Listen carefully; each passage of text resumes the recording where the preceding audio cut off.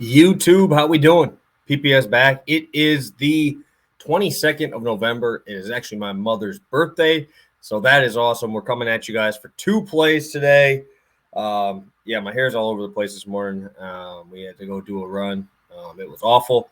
It was as bad as what you think it is when you go for a run and it's about 30 degrees outside. So we're back. I got to be somewhere shortly, so got to just do it and my hair's everywhere. So we're going to wear the Packer hat, and hopefully this brings them good luck this week as they face off against the Eagles, where they're probably going to get smacked, but it is what it is. But coming at you guys today, college basketball play and NBA prop for tonight. Before we get started, if you could smash that like button, I'd really appreciate it.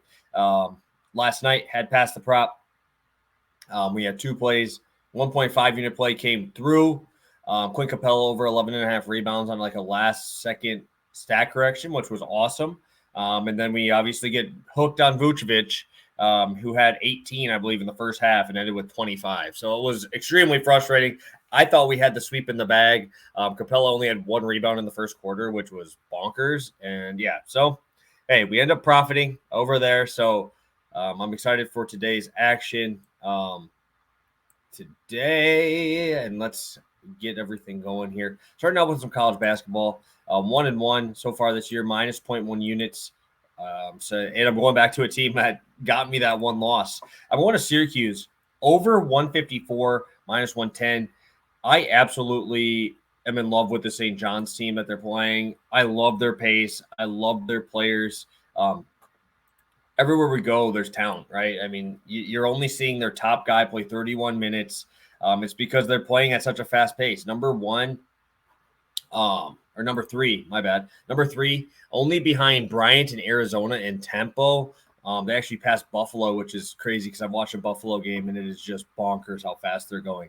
I watched St. John's last night and they looked fantastic, beating Temple. That pace, Temple does not play fast, and they made them play to their style. I love to see that, especially against the Syracuse team, who's obviously going to be trying to play the zone. But you can't get to a zone if you're not back in time, right? So David Jones, Soriano, Posh Alexander, Andre Corbello, obviously coming from Illinois. They got shooters. They got good players across the board. My only concern for this game and why I think Syracuse has a chance to score here is I'm concerned about the paint. I really am. Jesse Edwards is fantastic. We've seen Gerard. I think he just dropped 31 last night in overtime there. Obviously, those numbers are a little bit higher with the overtime, but Richmond plays slow. They're a good team. They're always senior-led. They have Burton over there too, which is a very, very good player.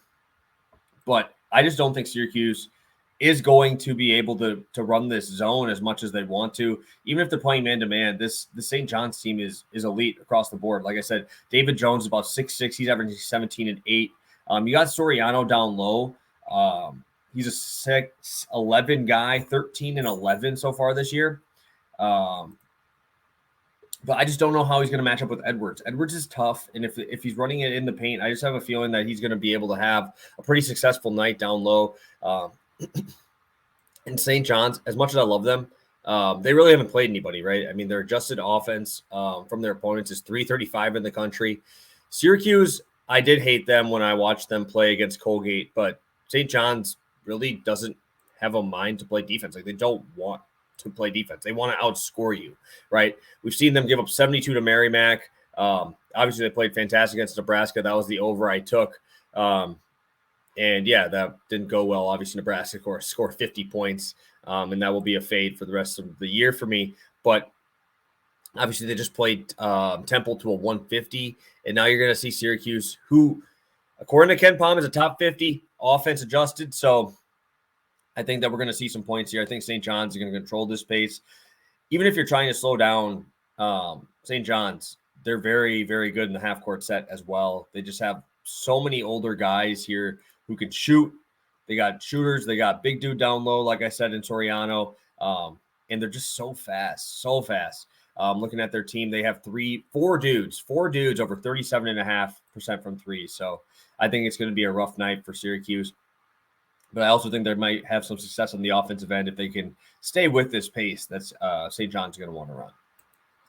All right, guys, heading into play number 2. Ballsy play here for sure. And I'll actually be adding in a plus 1100 play for you guys here. So again, smash that like button if you could. I really appreciate it. And I'm going to Jaren Jackson Jr. over 22.5 points plus rebounds minus 115. Yes, I know John Morant might play today, which is extremely weird. I don't know how you can go from being a month-to-month player to now being questionable after one game. I don't know. I don't know what I expect in this game. It's a 1.5 point spread. Jaren Jackson had a 25-minute appearance last game with a 26-12 box score numbers. Pretty insane for a guy in only 25 minutes. But I just love this pace here. If we're going to look at the pace up spot here for Memphis, they're middle of the pack. Like I said, 99.5 possessions per game. Then you go to Sacramento, you're getting a full 2 possession boost, and Sacramento sucks pretty much everywhere that Jaren Jackson is, right? Let's look at their numbers here. They are 29th in field goals allowed. They're 5th worst in points per game allowed. They are second last in opponents' field goal percentage and opponents' 3-point percentage, and also bottom 5 in points in the paint allowed. Everywhere Jaren Jackson's going to be, he is going to have success on the offensive end. Obviously, the only reason I think this is this low is because of foul trouble, and that's always how it is with him. But what I do like here is I truly do not believe that they will be able to play Steven Adams in this game for more than maybe 15 minutes. I think he's going to get ran off the floor. Sabonis running that 5 and being able to go out to the 3-point line, work that mid-range game. I think he gets played off the court, and that's why I think that this is an absolute smash spot for this man.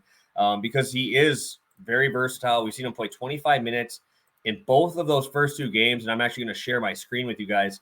So these are my 3 plays so far: -1 or over 154 for St. John's, over 22.5 points plus rebounds. And then Jaren Jackson's double-double right now is 11-1. I think that is absolutely bonkers, guys. This dude just had that in his last game. Like I said, I don't think Steven Adams is going to be on the court that much. This is just absurd to me how you're going to give me an 11-1 price tag on Jaren Jackson, who just got this last game in only 25 minutes. I could see this get ticked up to 30 minutes, and you have the fast pace. You have an ability for Steven Adams to be played off the court, and also Sabonis is down there too. If they're going to play against each other, like I said, the only reason I'm a little bit scared about this is just the foul trouble that he tends to get into. But this pace might negate that, right? He's going to be playing full 3 possessions faster than he usually is. I love Jaren Jackson Jr. tonight. He'll be in pretty much all my DraftKings for tonight as well.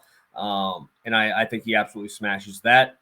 And also smashes that double-double at plus 1,100. So if you are able to grab that, I would definitely head over there for that, because that price tag just seems a little bit off. It looks a little weird. I put it up here. Triple J's double-double plus 1,100. I think this is an awesome spot for Jaren Jackson to come through for us. So again, Jaren Jackson Jr. over 22.5 points plus rebounds, and then Syracuse, St. John's over 154 at -110. It was just -115. It just moved up a little bit on DraftKings. So have a great day, guys. Best of luck on all your bets, and hopefully we can come through for you guys on a full, awesome day of World Cup, college basketball, and NBA slate action. So have a good one, guys, and we'll see you tomorrow. Peace.